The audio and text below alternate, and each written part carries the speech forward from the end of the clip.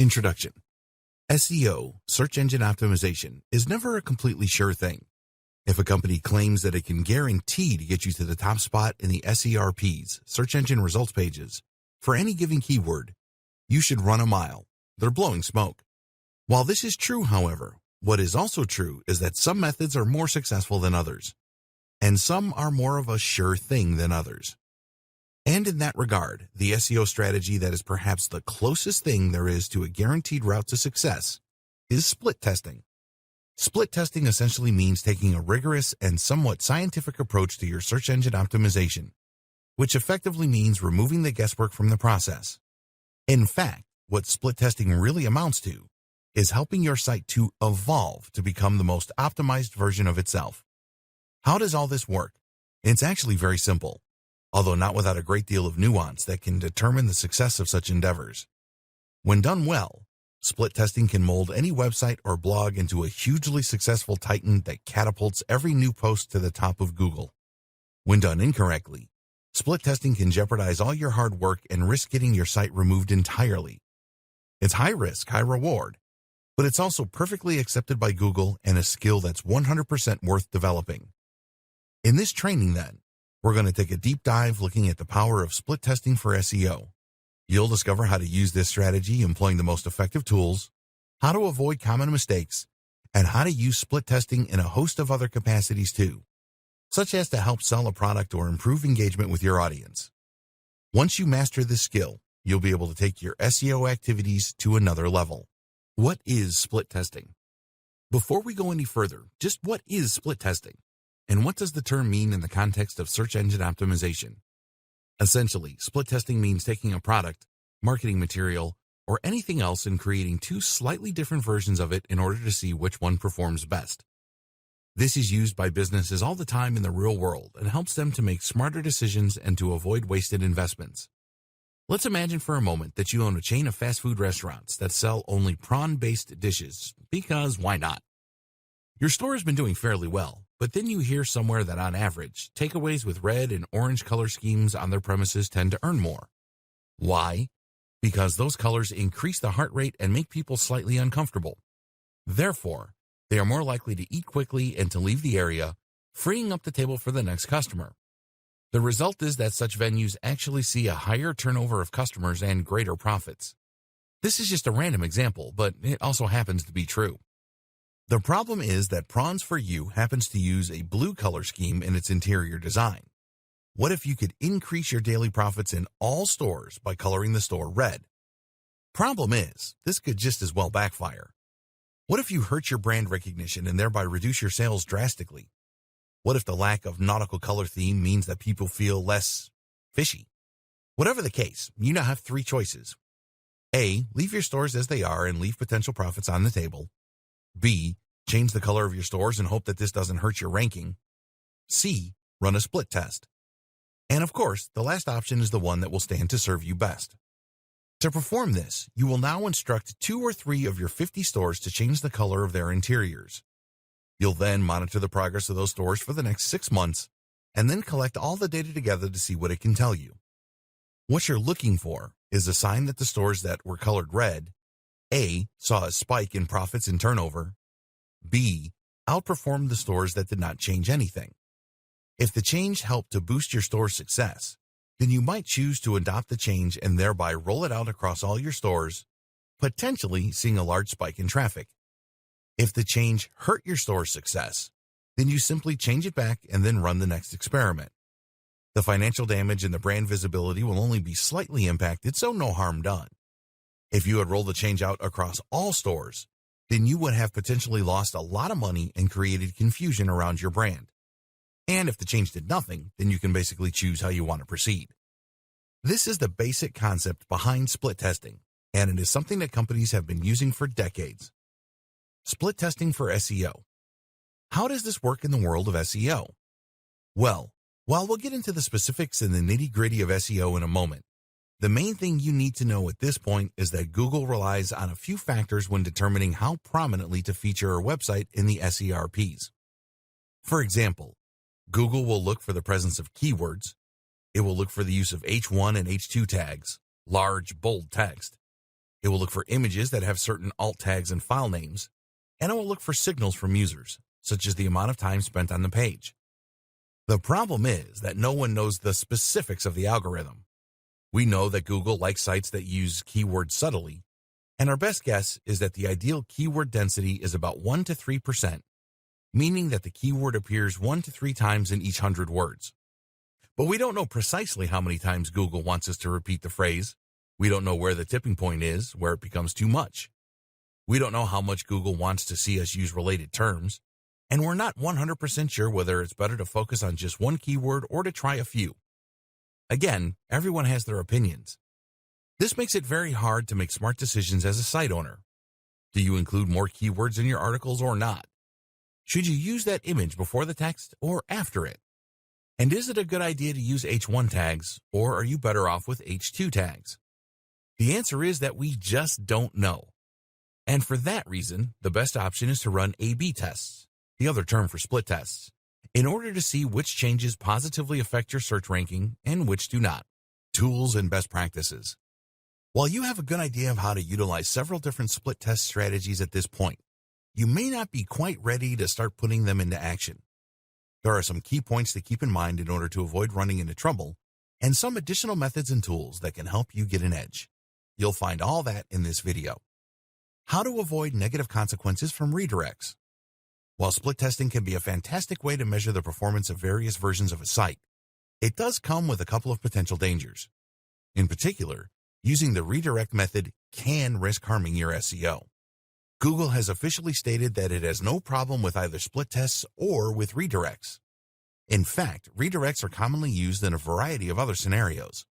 They are necessary for many e-commerce tools, for example, and also used to mask URLs for affiliate marketers. But redirects can also be used maliciously, and it's here that the problems come in. Cloaking is a technique used by some developers in order to effectively trick users into going to a different page. So, for example, you might create a website that provides free, valuable fitness information. Over time, you build that site to be highly successful, and you begin to rank in the top for how to lose weight. Nice! But rather than be happy with that and monetize it in an honest and fair way, you instead decide to use a redirect to start sending all your visitors to an affiliate product and raking in the cash. It's an obvious strategy, but one that Google can have a hard time spotting if you use a PHP redirect.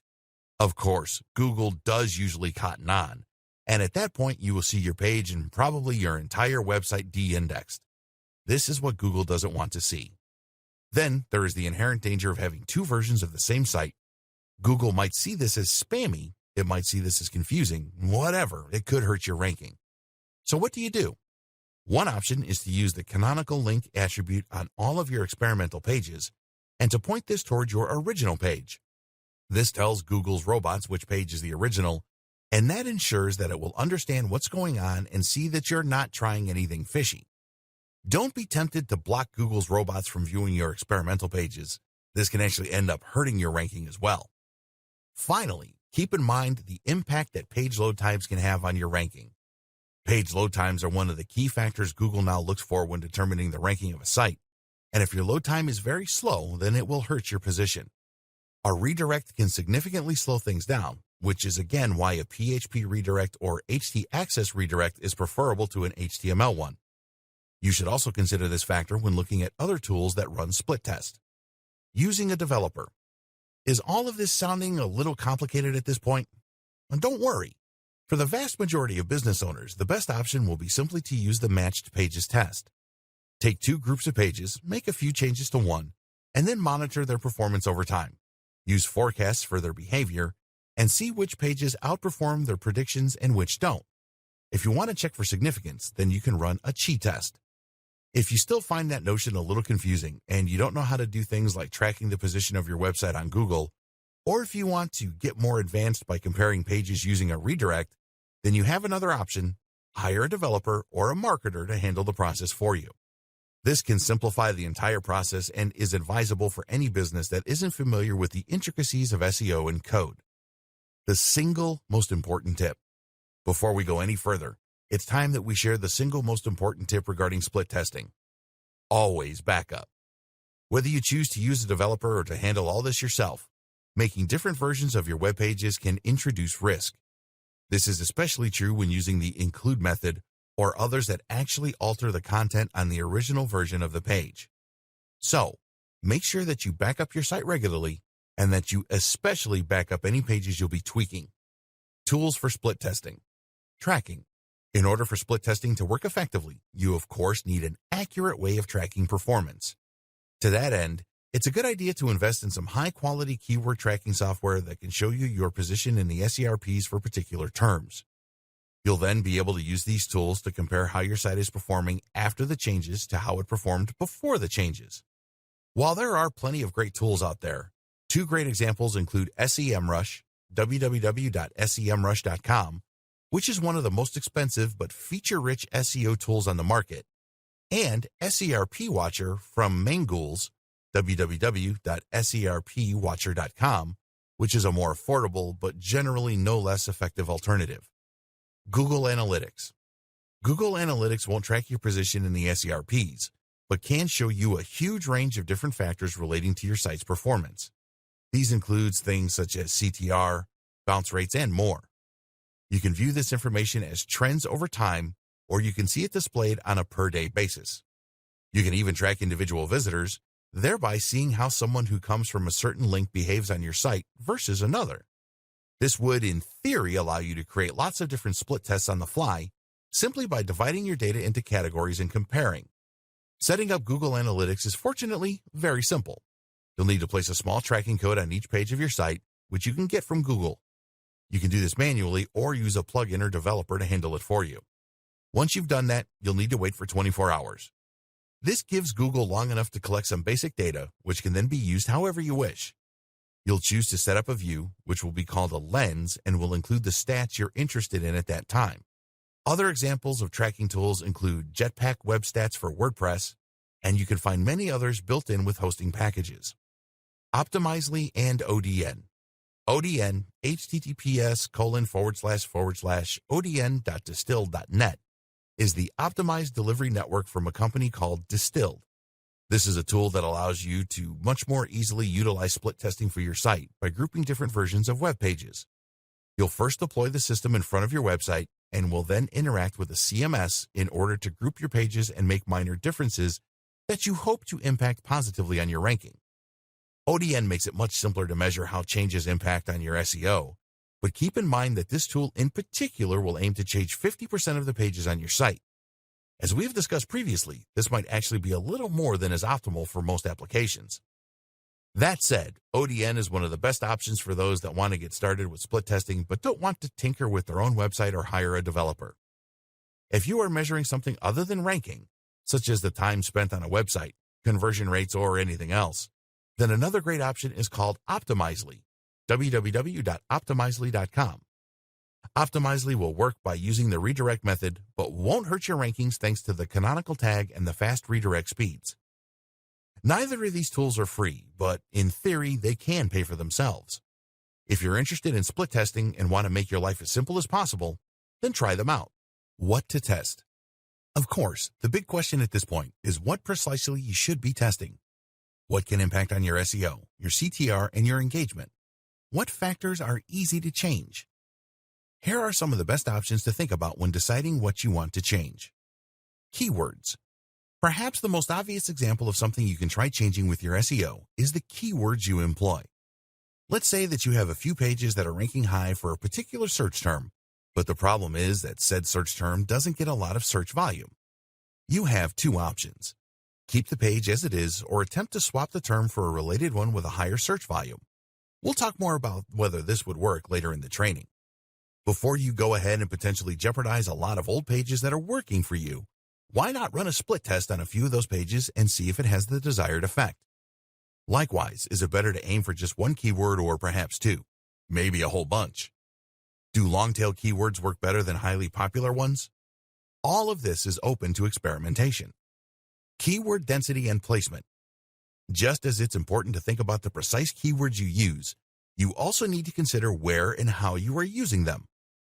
Optimal keyword density is a fraught subject matter, with some creators saying that 1% is more than enough, and others recommending you go much heavier-handed with 3%. Then there's the placement, Popular opinion tells us that keywords placed in the opening and closing paragraphs of articles, or in the H2 headers, are more likely to gain the attention of Google. Again, though, there's the risk that this could be off-putting for viewers, or that the belief could be based on pure hearsay. So test it for yourself. Amount of content. If you're hoping to give some old evergreen content on your site a bit of a jolt and help it start performing better, then you might be considering adding more content to it. Typically, the advice is to make posts a little longer, ranging from between 800 to 1,500 words. But that isn't always the case. So again, before you spend a huge amount of time bulking up those old posts, try doing it with just a few and see if it actually helps. Page speed. If you've conducted an SEO audit for a client, then one of the things you might suggest is that they could boost their site performance by increasing their load speeds. That sounds like good advice, but what you really need to consider is that page load speeds can take a lot of work to fix. It might mean compressing images, deleting plugins, or even changing to a different server. Whatever the case, you want to be sure that this is going to yield some actual measurable improvement in their ranking, and that's why it can be a good idea to go to the effort on a few pages first, and then see if everything works. Links. Linking out to authority sites and linking internally is another factor that can have a big impact on SEO. A lot of SEOs will tell their clients to constantly link internally, but is this really a good use of their time? Images. How many images are optimal? Does it hurt engagement to place a large image right at the top of the page? How does Google react to that? Do JPEGs perform better than PNGs? I recently worked with an organization where the CEO hated PNGs and mandated that they never be used. That might be charming and all, but unless it's based on data, it's just ignorance. Titles. Changing the title of your article or blog post could improve or hurt CTRs, your engagement, or even your eventual conversion rates. You can even do this on a post-by-post basis. Test 2 versions or more of every single post and then see which ones do best. Use the title that outperformed the others. SEO, what we know and what split testing has shown us. At this point, you should have a pretty good idea of how to go about using split tests in an effective manner in order to understand what works and what doesn't. But this might lead you to another interesting question. What has split testing already taught us? Can you simply follow the advice from other people's split testing? Well, yes and no. This video will explain more. Results from previous split tests. The great thing about the SEO community is that, on the whole, everyone is happy to help everyone else with free advice and information. This is one of the things that makes split testing so valuable. When a company takes the effort to run tests on hundreds of their pages, they can obtain some useful information that can be used by the entire internet marketing industry, until Google changes its algorithms. Split tests are already being used right now, and they can tell us some really interesting things about effective SEO that may come as a surprise. One such discovery shared on MOZ, a blog about internet marketing, was that using keywords with high search volumes doesn't always result in better performance. Will Critchlow tried inserting more popular key phrases into the meta tags and content of existing pages, and found that in many cases those pages saw a drop in organic traffic of as much as 20%. Why? One possible explanation is that these terms, while popular for search, hurt the CTR of those pages in the SERPs. Another possibility is that this had to do with Google's RankBrain algorithm, its attempt at understanding meaning more than explicit keywords. Whatever the case, if a page is performing well with a less popular keyword, you should probably leave it as it is. This actually perfectly underscores some points we've discussed previously in this training.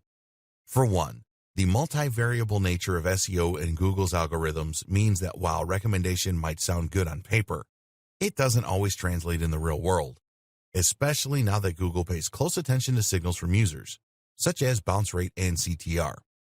It also shows us how using not just one, but multiple types of split tests can help yield better results. The research conducted here was done using a typical matched pages method, but if they had also used a redirect, they might have been able to see if the bounce rates and CTRs were what was responsible, or if something else was at play. Hopefully, the information you have gained from this training will help you in ways such as this to get a real edge over your competition. Another discovery yielded by split testing is that around 30 to 40% of all changes recommended by SEO audits actually often make zero difference. Once again, this shows us that what works in theory or on paper doesn't necessarily hold up in the real world. and it shows us the value once more of conducting real split tests. If you run an SEO agency and you conduct an audit, then tell the company to make huge, fiddly changes across the board.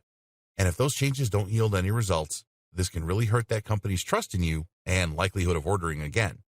So, admit ignorance and test things in a smaller way before you announce the huge changes that you think the company should make. Finally, the results from this particular effort also showed that what works for one site doesn't necessarily work for another. This could be impacted by everything from industry to competition to writing style. But it also means that running a split test once and forgetting all about it may not be enough. You need to test your strategy every time before you roll it out across the board. The technical bit, using redirects. As mentioned, the big problem with the method described in the previous video is that it doesn't allow you to control for every single confounding variable. While you might run lots of tests with very similar pages, they are still different pages, and they might still succeed or fail based on other factors. While you can use larger groups to minimize this effect, it's still ultimately going to mean basing your decisions on estimated guesses. And there are limits to just how many pages you can use in a split A/B test. If you're going to be changing the results across hundreds of pages on your site, then this will involve a lot of work. What's more is that you will be potentially hurting your site in a big way if the change proves to be a mistake. The whole point of A/B testing is to conduct the experiment in a controlled manner. So what can you do? One answer is to use a redirect, which has different and unique pros and cons. A redirect simply means that you're going to send visitors to a different version of the website. This will use a number of different methods, more in a moment, but one of the simplest is the HTML redirect. The browser will read this code and will then follow it to the new page. If you use this method, then as soon as a visitor lands on a web page, there will be a short pause and then they will be sent to the new web page. Of course, this version of a split test also has its limitations. After all, there's no way for Google to alter its ranking depending on which page performs best. That's because the two versions of the page are one and the same as far as Google is concerned, meaning that they will only rank once depending on which version Google took into account. So how can this be used to monitor your SEO performance? This is useful for measuring a host of factors that will impact on your SEO. That means things like bounce rates, things like CTR, click-through rate, and more. While this might not directly affect your ranking, seeing what page design or content is best for audience retention will have a big effect on your ranking, so this can be just as useful. Which type should you use? The answer is, of course, both, if you have the time. The more data you collect, the smarter decisions your business will make, and the more likely you are to see performance boosts. Better redirects. The redirect used above will work as described to send a user directly to a different website. This way, they can experience a temporary alternative to your main page without hurting the appearance of that page. Of course, what we really want to do, though, is to ensure that the page only loads for half of the visitors. That's where we need to get a little savvier. What's more is that we want Google to get sent to the new page as well. As it is, 100% of our visitors are being sent to the new page, and Google spiders will recognize that the page is a redirect and not a regular page. So why would it rank as normal? Instead, you'd be better off using a PHP redirect. PHP stands for PHP Hypertext Preprocessor. And yes, that means that it has its own name in the acronym, which is extremely confusing. PHP is a form of scripting language that runs on the server rather than in the browser.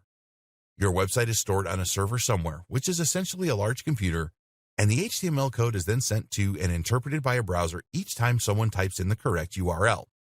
Because PHP runs on the server, that means that it runs before the browser ever sees it. In turn, that means that the page will appear in the browser fully formed. You can redirect in PHP by creating a PHP file with the name of your page and then inserting the following text. This will now redirect visitors to the new location, and it will do so in a way that is impossible for anyone to detect. Even if they were to view source, the source they'd see would be the HTML for the new page. The next thing we need to do is to ensure that only half of the visitors are sent to the new page, and we can do this by randomly redirecting those visitors. What this does is to choose a random number between 1 and 2, and if the number is 1, then it sends the visitor to the new page. If not, they stay where they are. This works by using a timer to choose the number, hence the need for the micro time part. You don't really need to know how this works though, only that it does work. Using include. While this method of redirecting visitors can be effective, it still isn't quite perfect. You still have two different types of web pages, which could potentially confuse results. The URL in the address bar will be different, for example, which could result in action from Google, more on this in a bit, and which could confuse your users. Another option then is to use an include file. This basically means that the page will populate itself with content from another page, allowing a blank template to become your new version of the page. In this version, you will create two HTML pages that only contain the elements that are different. This works particularly well if you are changing something about the text, for instance. Save these as version 1.htm and version 2.html. Then use the following code on the main page. Place this where on your page you want the difference to show. Of course, this becomes a little harder to track, and it won't be suitable for every single option. But you can always create two full-page include files and have them load instead. Finally, you can also include what is known as a 301 direct, which you'll achieve by using your htaccess file available through your file manager. Just open it up and add the line. As you can see, there are plenty of options, but by understanding how redirects work and how to use them if you should decide to, you'll be able to employ the full range of strategies. More use for redirects. There are more ways that redirects can be useful and more reasons that you should familiarize yourself with the technique. For example, this is also by far the most useful option for measuring other metrics, such as your conversions and your profits if you have a sales page, for example. In other words, if it's not ranking that you're testing for, then you can happily use the redirect method and then see whether this impacts on the way that users engage with your site. We'll talk more about this later in the training. Redirects using the include method can also be a better way to run the matched pages test. Rather than manually change half of the pages on your site, or a large bunch of pages in your experimental group, you can use the include file in order to make the change once and then insert it into half the pages on your site. That in turn means you'll be able to quickly reverse your efforts as well, or even run entirely new tests by changing text in just one document. Finally, a redirect can be a useful way of testing changes using the previous method, but without permanently altering your site. Advanced strategies. There are many more factors you need to consider in order to run the perfect split test, other than merely the length of the trial. For example, where are your viewers coming from? How are they matched? To return to our metaphor of the scientific study, this is the same as ensuring that the samples are matched. In studies, it's always important to make sure that the participants in Group A are as similar to the participants in Group B as possible. So, what's wrong with the method we're currently using? Well, if you use the redirect method described earlier in this training, then you'll essentially be sending visitors to one of two websites based on completely random chance. It's effectively a coin toss. This means that while you should get 50% of your visitors to use each page, those visitors won't necessarily be matched in any way. Pure chance might mean that everyone from Asia ends up on one version of your website, while everyone from the US ends up on another. This can skew your results again, owing to cultural differences. Similarly, time zone, type of device, and much more can all also have an impact. Thankfully, a little simple PHP code will allow you to get around this problem. You can easily query the time of day, the user's location, or the type of device they are using, and then use that to keep track of who is being sent where. This is a slightly more complex coding challenge, as you will need to keep a log of who has gone to which version of the page, but a developer or the right tool should be able to set this up for you. The lazy version. If you are using a redirect to test the two versions of your website, then you will likely be considering making the changes permanent should they prove effective. To do that, you're probably planning on taking the changes you made to your experimental pages and then editing the original page once you've removed the redirect. There is another way, though, which may be quicker. This is to take the edited version and simply make the redirect permanent. You can do this with a redirect, but note that by using a 301 redirect from your htaccess file, you will risk losing 10% of your link equity. To prevent this from happening, use a JavaScript or PHP redirect instead. Split testing for sales pages. Split testing can be used for more than SEO purposes. One example of this is using split testing in order to assess the conversion rates of a sales page. So what does that mean, and why is split testing the perfect fit? Essentially, a sales page is a single page on a website that is designed to sell a product. Normally, this works by providing a whole lot of text, often in a vertical pillar, that explains the virtues of the product and that slowly reels the reader in until they are overcome with the urge to click buy. Often, the product in question will be a digital product owned by the site owner, or perhaps an affiliate product that they are selling for commission. Either way, this creates an extremely simple business model: find or create the product, create a website selling the product, then send people to your page by directing traffic that way. The only factor here that will determine your success one way or the other is the conversion rate. What percentage of people who visit your site end up clicking on your Buy Now button and placing an order? This crucial factor determines your profits. If you pay for every visitor to your site, then you need to make sure that on average, every visitor is going to earn you more than they cost you. If you pay 30 cents per visitor and you have 100 visitors with a product that gets you $15, then you need a conversion rate of 0.5% in order to break even. 50 visitors will cost you $15, so as long as one of them buys something from you, you're good. The conversion rate of your site is highly dependent on the product, on the way you design and target your ads, but also, of course, on just how persuasive your landing page is. A single well-placed image on your site could help grab to attention more quickly than a bulk of text and could thereby increase your conversion rate significantly. That one change could make the whole operation profitable.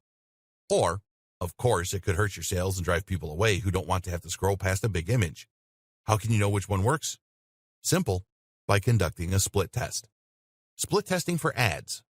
As mentioned, when you are trying to sell products via a sales page, the ads you create are just as important as the sales page itself. In other words, you need to make sure that when someone lands on your page, they are going to find something that interests them. A good ad not only brings in a lot of visitors, but also brings in the right kinds of visitors. So how do you go about choosing the perfect audience, design, and title for your ad?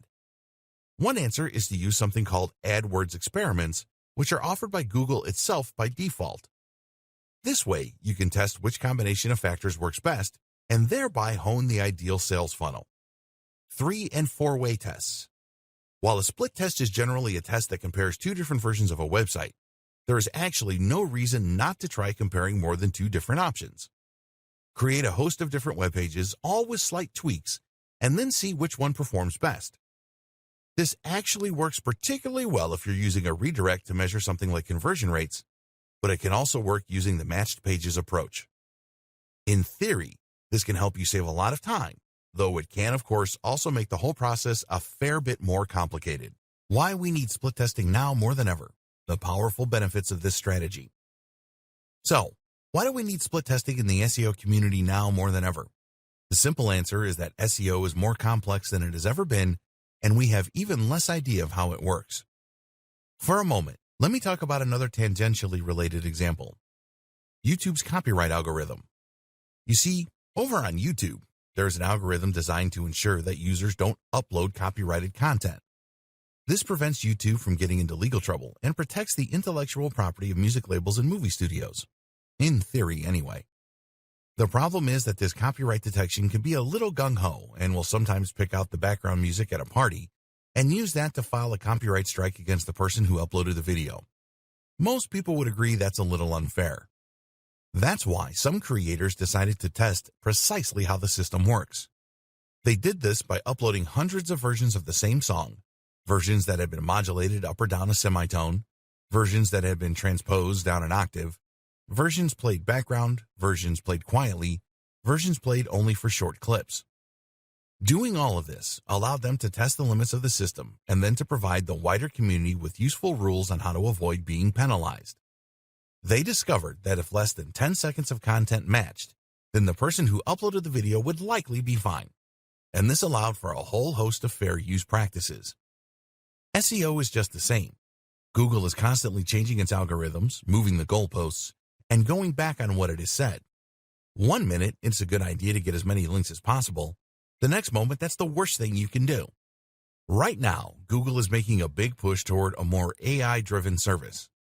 It wants the user to speak to Google using natural language and to receive carefully curated responses drawn from the web. That is far more complex than simply looking for exact keyword matches, and it makes our job as SEOs that much harder. That's why using A/B tests to identify precisely what works and what doesn't is such an important move.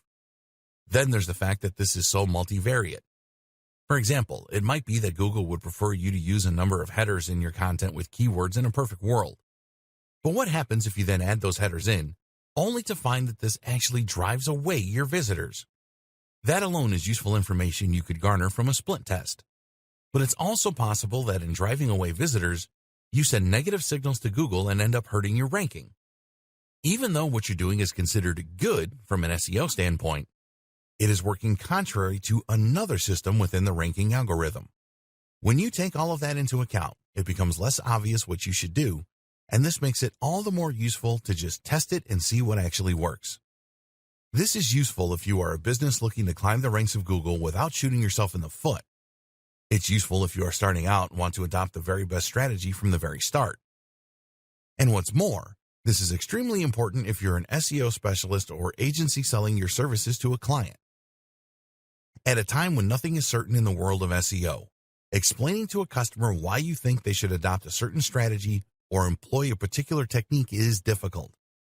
But if you can show clearly that the strategy works in a controlled and safe environment, then you can increase your chances significantly of securing their business. Why split testing is the perfect business strategy. In many ways, split testing is the perfect business strategy. If that sounds hyperbolic, then hear me out for a moment. How can any business strategy truly be perfect, you ask? The answer is that when employed correctly, split testing will literally evolve your site to the point where it thrives, avoiding all the bad mistakes that you might have otherwise made along the way. So, let's say you start out with a fairly average site that is performing very averagely in the SERPs. Using split testing, you might decide to start using more H1 tags with keywords in, or you might choose to start using images a little more. This causes a bump in your position. You then decide to test some design changes to your site. Doing so convinces you that you should be using a slightly less busy and more modern layout. You therefore switch to a new theme for your WordPress site that looks great. Bit by bit, you adopt more decisions to help to hone your site into the perfectly optimized design for Google, and slowly but surely, it climbs the ranks. You can't make a bad decision because you see those mistakes coming a mile off. And if you keep tweaking, you keep on improving. In this way, split testing is the best way to evolve your site and is the closest thing to a perfect strategy there is. Related strategies and conclusion. So that's split testing explained. But really, you shouldn't think of this as a discrete tool that you sometimes use. Instead, try to think of your split testing as a state of mind. You should certainly conduct some actual split tests, but you should also think in an experimental, data-driven manner the rest of the time too. Whenever you create a new page or a new plan, you should be testing to see if it works and comparing your results with your predictions. Likewise, there are many other types of tests and many other approaches in business that will take this concept and run with it. Each comes highly recommended. The AdWords test. When we think about what split testing is all about, it really has a lot in common with keyword research. The main idea behind keyword research is to make sure that the keyword you're targeting is actually popular before you aim to get to the top of the SERPs for that term. That's the exact same thing we see with split testing. We're trying to make sure a strategy is successful before we use it. But even the keyword tool doesn't guarantee a keyword that will work for you. Even if you can land the most popular keyword in the world, you might still struggle with your CTR, or you might find that the intent behind the keyword isn't right for you. In other words, the people who search that phrase aren't interested in buying your product. Imagine doing all that work to conquer a keyword and then still not being successful because the keyword turned out to be a popular dud. So instead, why not try spending a week at the top of a few and then choose the best one? How is this possible? Simple. By using AdWords to be the sponsored link on a few different search terms and to see which ones bring you the most traffic and the most clicks or sales. Just because make money online is more popular than work from home online, this is an example. I don't know if that's the case. Doesn't mean that the latter might not get you more clicks if it's more closely related to what your blog is about. So, by using an AdWords campaign to test the quality of the traffic on both links, you can say with much more certainty which one you should aim for. If you combine this with split testing, to then see what site changes will help you get to the top spot for make money online fastest, then you can execute a perfectly formed plan that will be almost guaranteed to succeed. Fail fast. Fail fast is less a marketing technique and more a general approach to business. Fail fast means making sure not to invest a huge amount of time into an idea until it has been proven. One of the most common mistakes I tend to see when it comes to people who want to make a living online via a blog or website is that they will spend years building the ideal website. They probably won't tell anyone about their amazing idea, and they might well spend those 2 years living at home with mom and taking out big loans. Then they launch the business, only to find that it falls flat immediately. Why would you invest so much effort into something that you have no reason to believe will be successful? The fail-fast technique, on the other hand, encourages building the cheapest and easiest version of your website in order to test it immediately and to see if it gains any momentum and has any chance of being successful. If so, you invest more time and energy into taking it further. If not, you drop the idea and move on to the next one. This is just smart business. Likewise, this means considering which projects to take on carefully. Choose those that had the lowest barrier to entry and the lowest upfront investment, but which promise the biggest rewards. Don't build the complex social network. Build the simple website about cats.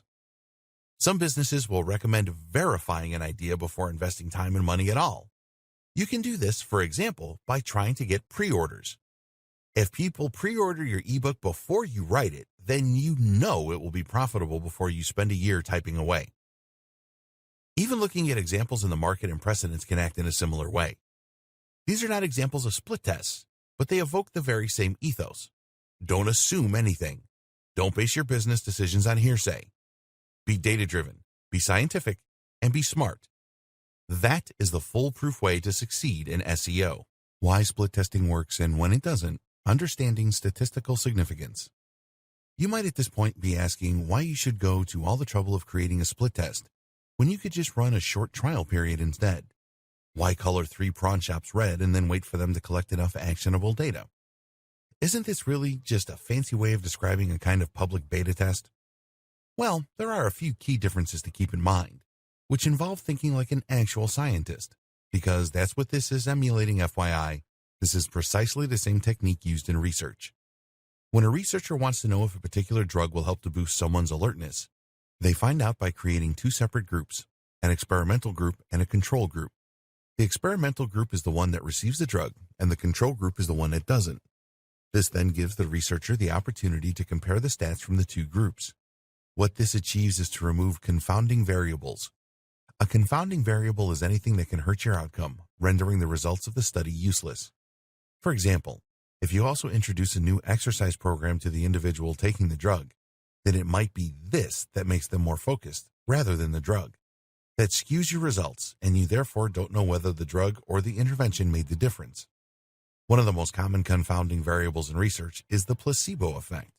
This effect describes the fact that when you tell someone they're receiving a drug, they will then feel better even if the drug is just a sugar pill. The power of belief is so strong that this can end up skewing the results as the subject's optimism and belief helps them to dig deeper and find more focus.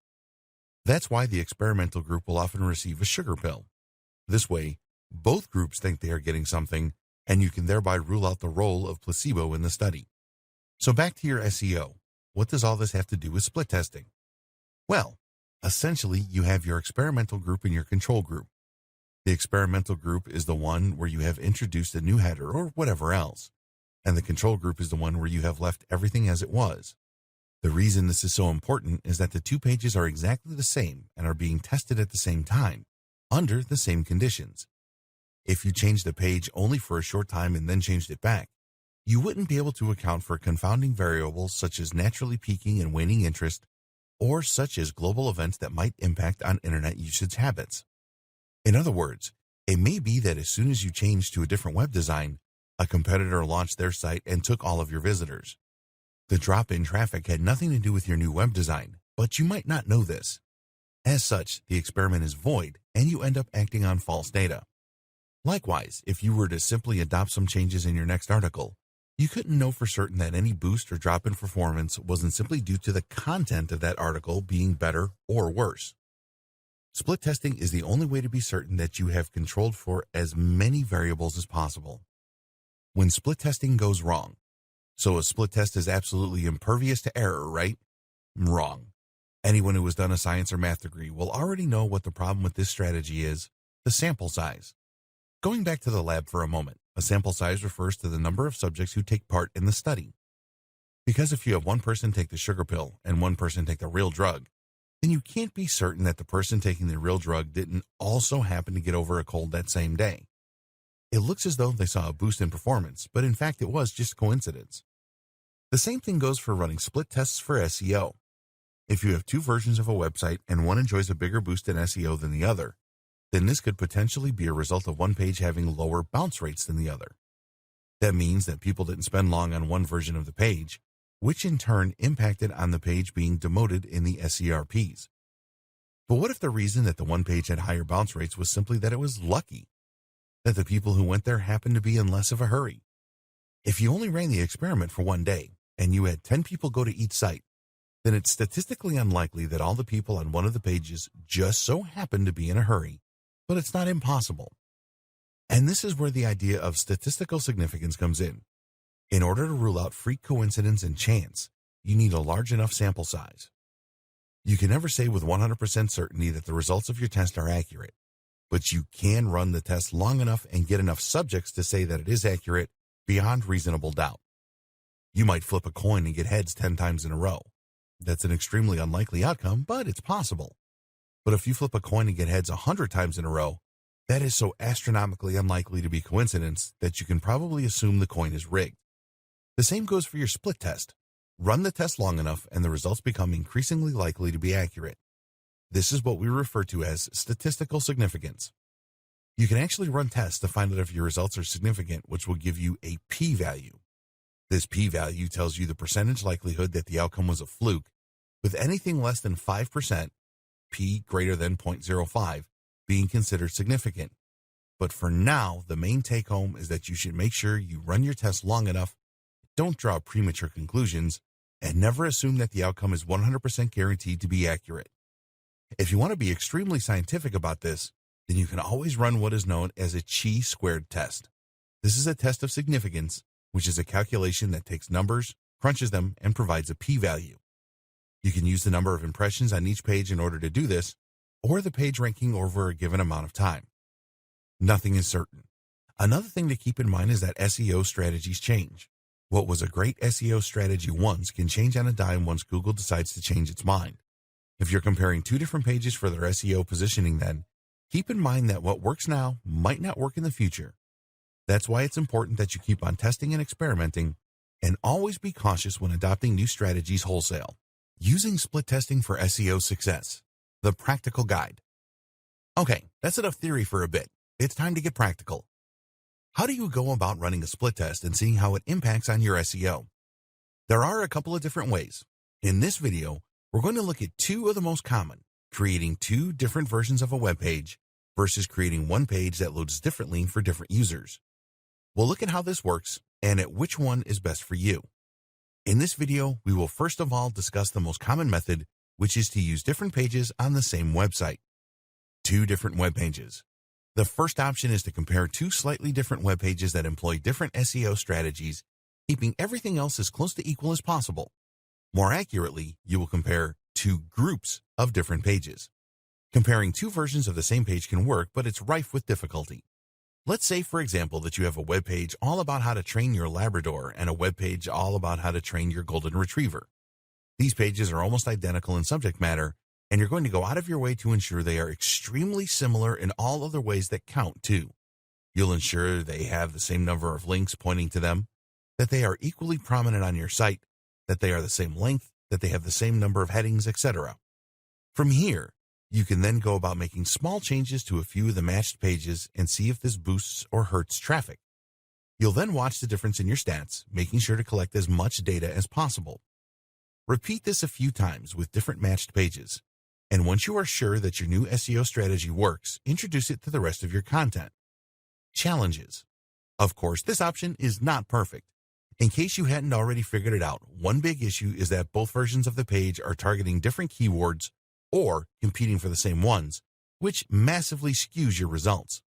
Different keywords will include different competition, different related terms, and more. All of this means that you are never comparing like for like. And if you try and create two pages that compete for the same keyword, then you could end up running afoul of one of Google's most recent algorithm updates, the diversity update. This update is aimed at ensuring that most SERPs don't display multiple results for the same site, thereby meaning that you won't have a fair fight on your hands. You can create 2 pages targeting the same keywords and see which one wins, but even then, you are changing the results simply by having competition exists provided by you. You could always create 2 pages the exact same, but this is inadvisable for a number of reasons. Firstly, Google will see a precise duplicate page as being worthless and might even penalize the page. Google doesn't want its users to repeatedly stumble upon the same content, and so it won't rank it. If these pages are hosted on separate domains, which introduces more complex factors such as domain age, then Google might see one page as having violated the copyright of the other, and the entire site could be severely penalized. Then there's the fact that having more than one page with the same content is confusing for viewers and could lose you the trust of your readers. The optimal answer to this is to use different pages, but to make sure that you target extremely similar keywords. Use a keyword research tool like KW Finder, www.kwfinder.com, and then target keywords that have similar search volumes and similar KD, keyword difficulty ratings. When you do this, you can try different techniques on similar pages with similar objectives and see which one comes out on top. Another option is to look at 2 pages that rank identically, and then try making the change to one of those pages and see how it is affected. This is a slightly better strategy because you are starting from a similar place. What's more is that you can open up your stats and then use the historical data in order to make a forecast of how the web pages should have behaved. If one page was moving in a certain direction and that direction sped up, slowed down, or reversed, then it might be the result of the changes you made, especially if the matched page did not show the same changes. Again, the different difficulty of different keywords, the amount of competition, etc., can all impact on your results and potentially skew your findings. But while this might be seen as a problem, it can be mitigated somewhat by simply using as many pages as possible in your test. In other words, instead of taking 2 similar web pages and comparing their success where one has been changed, you instead take 2 groups of pages and make the changes to some of them while leaving the others as they are. Again, it's possible that by sheer coincidence, multiple pages will perform better than others beginning from that point. But that's when you use the statistical significance tests, compare the new and the old ranking positions of those in Group A to those in Group B, and then find out if the data suggests an effect. This is the main technique that this training will be recommending for carrying out split tests, and we'll call it the matched pages method.